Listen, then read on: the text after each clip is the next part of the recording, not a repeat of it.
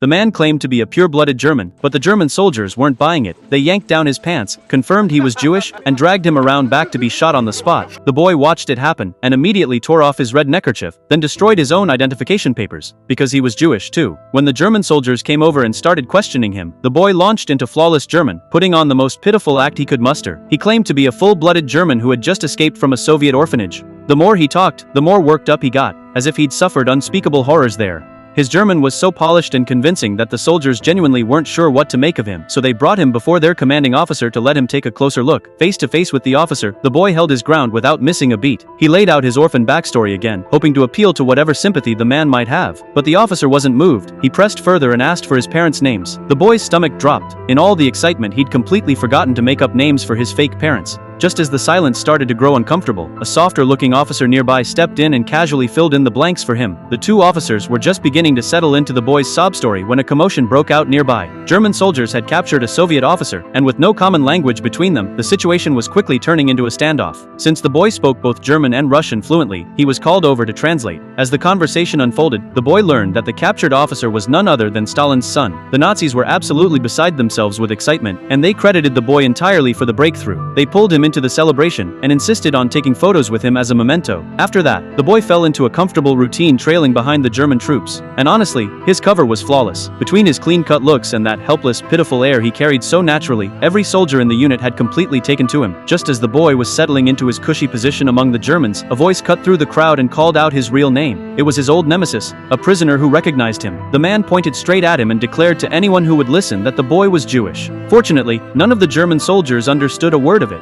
They turned to the boy to translate. He said he had no idea who this person was, then walked over and slapped the man clean across the face. The Nazis loved it. Enraged, the man lunged out of the crowd and came at the boy swinging, but the Germans weren't about to let anyone put hands on one of their own. The outcome was never in question. His old nemesis was executed. Just like that, the boy had become one of them.